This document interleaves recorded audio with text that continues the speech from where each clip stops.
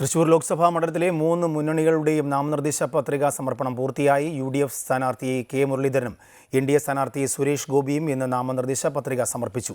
LDF സ്ഥാനാർത്ഥി VS Sunilkumar ഇന്നലെ പത്രിക സമർപ്പിച്ചിരുന്നു.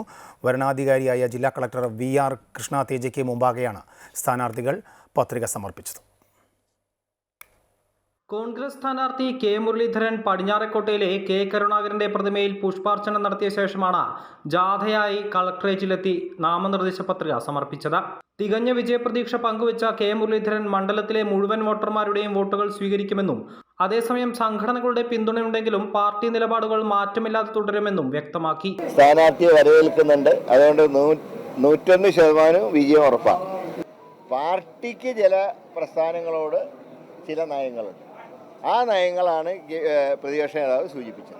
സുരേഷ് ഗോപി അയ്യന്തോൾ സൈനിക സ്മാരക അമർ ജവാൻ ജ്യോതിയിൽ പുഷ്പാർച്ചന നടത്തിയ ശേഷം റോഡ് ഷോ ആയി കളക്ടറേറ്റിലെത്തിയാണ് നാമനിർദ്ദേശ പത്രിക സമർപ്പിച്ചത്.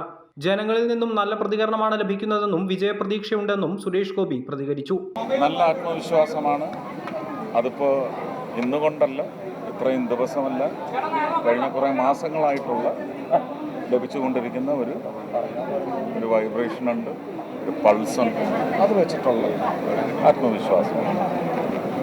ഇന്നലെ എത്തി ആദ്യം നാമനിർദ്ദേശ പത്രിക സമർപ്പിച്ച VS സുനിൽകുമാറും തികഞ്ഞ മത്സരാവേശമാണ് പങ്കുവച്ചത്. എത്ര വലിയ മത്സരമുണ്ടായാലും വിജയം തനിക്കാകുമെന്നായിരുന്നു സുനിൽകുമാറിന്റെ പ്രതികരണം. വളരെ പോസിറ്റീവായിട്ടുള്ള പ്രതികരണമാണ് ജനങ്ങളുടെ ഭാഗത്തുണ്ടായിക്കൊണ്ടിരിക്കുന്നത്. വലിയ ആത്മവിശ്വാസത്തിലാണ് നോമിനേഷൻ കൊടുത്തു കഴിഞ്ഞപ്പോൾ എനിക്ക് ഉള്ളത്. പ്രചരണങ്ങൾ അതിന്റെ അവസാന ഘട്ടത്തിലേക്ക് അടുക്കുമ്പോൾ സ്ഥാനാർത്ഥികൾ വോട്ടർമാരെ നേരിട്ട് കണ്ടും കുടുംബയോഗങ്ങളിലുമായി വോട്ടുറപ്പിക്കുന്ന തിരക്കിലാണ്. അമൃത ന്യൂസ്, തൃശൂർ.